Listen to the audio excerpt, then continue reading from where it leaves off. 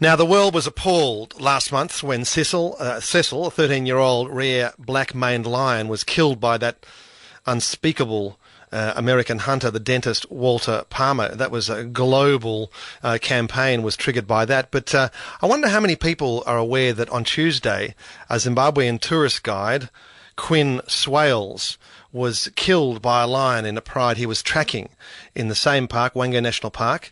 And the debate is now whether or not this lion that killed Quinn Swales should itself be killed, because it's now got a taste for human flesh. In my time in Zimbabwe, this was the discussion.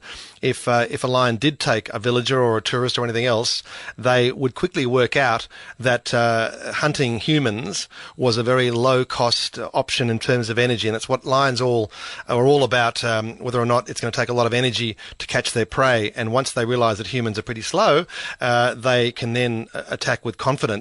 They're not dumb, that's for sure. So my personal view is I think there's no choice but to cull this lion, but others may have other views. And Kim Illman is an African wildlife photographer and joins me now. Good afternoon, Kim. Adam, hi. Good, thanks. Now, thanks for your time. So what's your view? Do we have to now kill this lion? Only if, like you say, it can be proven beyond doubt that this thing's got an appetite for human flesh, and if it hasn't done it before and it's simply acting out of instinct and protecting its pride, I think you'd have to be very certain that that's the case, that it does have an appetite for human flesh, and if you're not, I think you should just leave it alone. After all, we're in their territory, we're walking around. I've spent a lot of time in Zimbabwe on foot with animals, and I know what it's like. It's exciting, and that's what the whole draw card is with Zimbabwe, is that you can do walking safaris. There's an element of danger that you just don't get in Kenya and Tanzania, where it's all very wholesome, sitting in a car, and you're very safe. That's true. Now, you've been charged by a male lion. What was that like? The male we thought was going to charge us, so that was fine. We were ready for that, and that was just mating. But there was a female. We were on foot at Mana Pools, and we didn't expect that to charge. We were on foot just photographing it eating, and this thing came at us at a hell of a speed, and that really put the frighteners on me.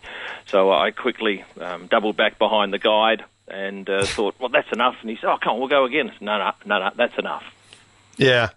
So, it's a pretty scary experience, isn't it? But I think it's very difficult, though, Kim, for anyone to work out whether they've got a taste for human flesh. I think you have to, unfortunately, where there's doubt, you have to cull, because, they do like to eat humans when they get the chance. Well, the other option, of course, in that area, and they don't have a huge range, as you probably realise, is that you just say, well, no one on foot for that particular area.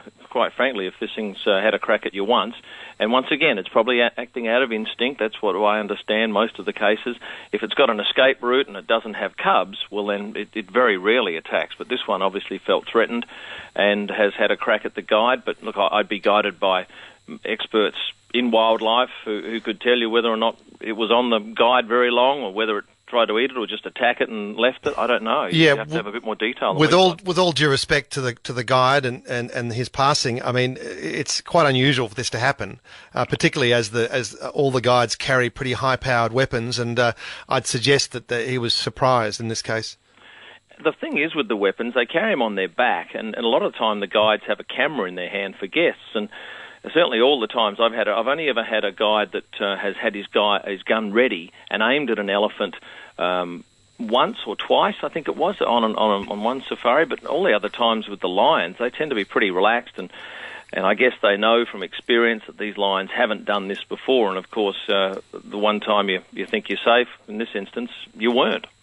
Indeed. Well, thanks for your time, Kim. Pleasure. Bye. That's Kim Illman, African wildlife photographer. He's actually creating a new book called Africa on Safari, which has been published by National Geographic, and he spent 24 weeks over the past 2.5 years photographing around Africa. He knows how to deal with wildlife, and but I'm afraid once they have tasted human flesh, it's a sad fact that they will start to really predate on humans quite voraciously. And I think there's no other choice but to cull this animal.